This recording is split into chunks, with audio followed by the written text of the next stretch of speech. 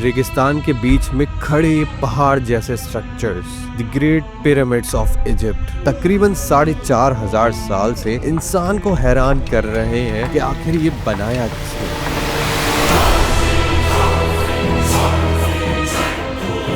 23 लाख पत्थर और हर पत्थर का वजन एक हाथी के बराबर। पर उस वक्त ना कोई क्रेन थी, ना ही कोई एडवांस टेक्नोलॉजी।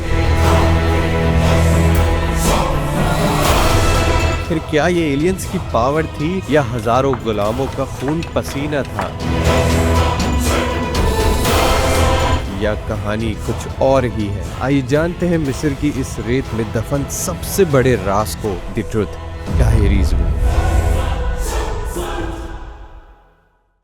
बचपन से हमने मूवीज में देखा है कि पिरामिड्स को बनाने के लिए बेदर्दी से गुलामों से काम करवाया जाता था, हंटर भी मारे जाते थे। और इंटरनेट पर कुछ लोग तो कहते हैं कि इतनी परफेक्ट इंजीनियरिंग इंसान के बस की बात ही नहीं थी। जरूर इसको बनवाने के लिए एडवांस सिविलाइजेशन या फिर एलियंस का कारनामा है। लेकिन 1980s और 1990s के दौरान एक ऐसी डिस्कवरी हुई जिसने इन सब कहानियों को गलत साबित कर दिया। जब पिरामिड्स के सामने खुदाई की गई तो रेत के नीचे एक शहर मिला। ये कोई आम शहर नहीं था, ये पिरामिड बिल्डर्स का गांव था। वहाँ से हजारों की तादाद में हड्डियां मिली। लेकिन हैरान करने वाली बात ये है कि इन कब्रों में लोगों को इज्जत के साथ दफन किया गया था और उनके साथ खाना और दीर के मिट्टी के बर्तन रखे गए थे। जरा सोचिए कि किसी गुलाम को बादशाह के मकबरे के पास इतनी शान से दफनाया जाएगा? बिल्कुल नहीं। आर्कियोलॉजिस्ट ने जब इन हड्डियों की जाँच की तो पता चला कि ये गुलाम नहीं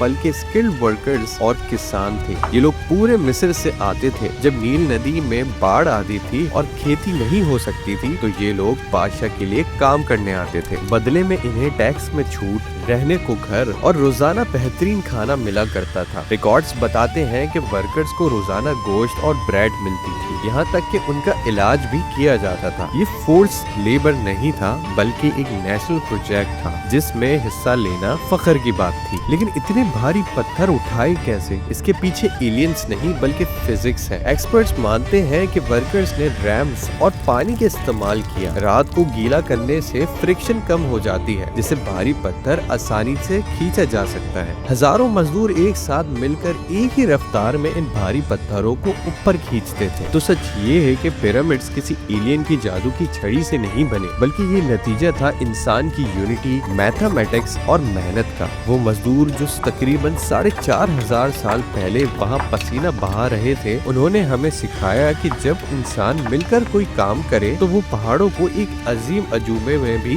बदल सकता है। वैसे आपको क्या लगता है, क्या आज की टेक्नोलॉजी के बिना हम ऐसा कुछ दोबारा बना सकते हैं? कमेंट्स में अपनी राय जरूर दीजिएगा।